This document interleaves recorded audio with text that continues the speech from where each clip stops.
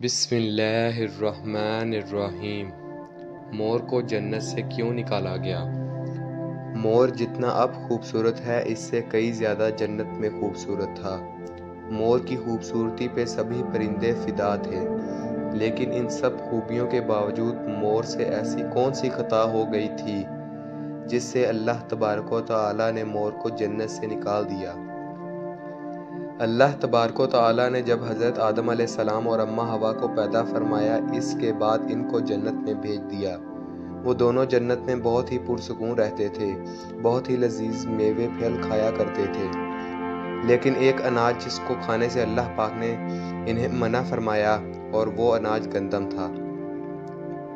چونکہ شیطان حضرت آدم علیہ السلام کی وجہ سے ہی جنت سے نکالا جا چکا تھا، اسی وجہ سے شیطان کی حضرت آدم علیہ السلام سے دشمنی ہو گئی تھی۔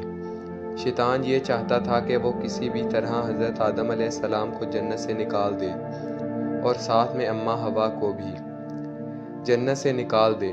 جب شیطان کو یہ خبر ہوئی کہ حضرت آدم علیہ السلام کو تمام میوے کھانے کی اجازت ہے لیکن گندم کھانے کی اجازت نہیں ہے، تو شیطان انتقام کی آگ دل میں لیے جنت کے دروازے کے پاس بیٹھ گیا اور 300 سال تک وہاں پر بیٹھا رہا کہ کوئی جنت کے دروازے سے باہر آئے اور شیطان اس سے بات کر سکے۔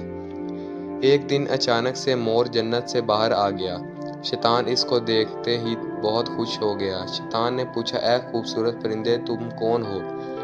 مور بولا، میں مور ہوں، اب تم اپنا تعارف کرواؤ۔ شیطان نے جواب دیا کہ میں عالم کروبیہ کا ایک فرشتہ ہوں، میں اللہ پاک کی عبادت سے ایک پل بھی غافل نہیں ہوں۔ میں چاہتا ہوں کہ میں جنت میں جاؤں، وہاں کی نعمتوں کا اپنی آنکھوں سے مشاہدہ کروں۔ شیطان مور سے کہنے لگا کہ تم مجھے جنت کے اندر لے جاؤ، میں تمہیں 3 ایسی باتیں بتاؤں گا جس سے تمہیں ابدی زندگی حاصل ہو جائے گی، تمہیں بڑھاپا اور بیماری نہیں آئے گی، تم ہمیشہ جنت میں ہی رہو گے۔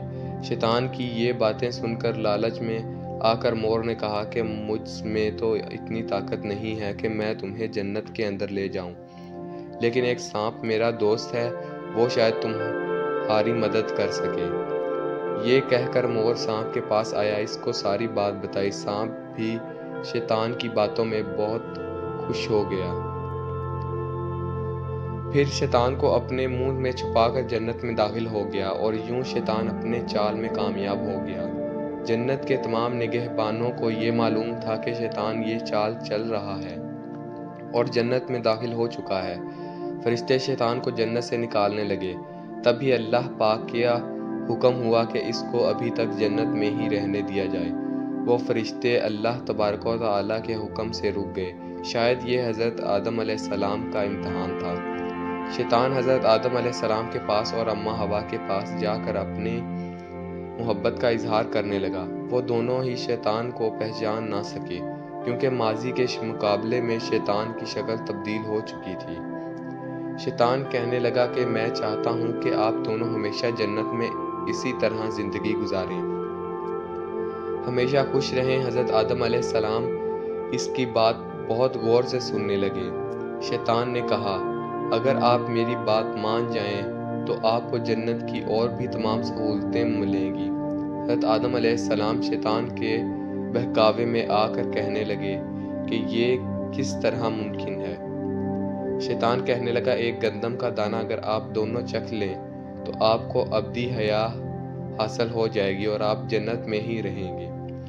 یہ بات سن کر حضرت آدم علیہ السلام کے دل میں رجحان پیدا ہوا، لیکن ان کے دل میں اللہ کی نافرمانی کا خوف غالب آ گیا، جبکہ اماں حوا شیطان کی باتوں میں آ گئی، جس پر اماں حوا نے حضرت آدم علیہ السلام کو راضی کر لیا۔ پھر اس کے بعد ان دونوں نے اس گندم کے دانے کو چکھ لیا۔ جیسے ہی گندم کا دانہ ان کے اندر گیا تو دونوں کے ستر واضح ہو گئے، جس کے بعد دونوں اپنے اپنے ستر چھپانے لگے اور خوف خدا سے کانپنے لگے۔ اس دوران اللہ تبارک و تعالیٰ نے فرشتوں کو یہ حکم دیا کہ حضرت آدم علیہ السلام اور اماں حوا کو دونوں کو زمین پر اتار دو۔ حضرت آدم علیہ السلام کو سری لنکا کے قریب نیچے زمین پر بھیج دیا، جبکہ اماں حوا کو جدہ کی سرزمین پر اتارا گیا۔ جن خوبصورت پیروں سے چل کر مور شیطان کو جنت کے اندر لے کر آیا تھا، وہی خوبصورت پاؤں اللہ پاک نے مور سے لے لیے۔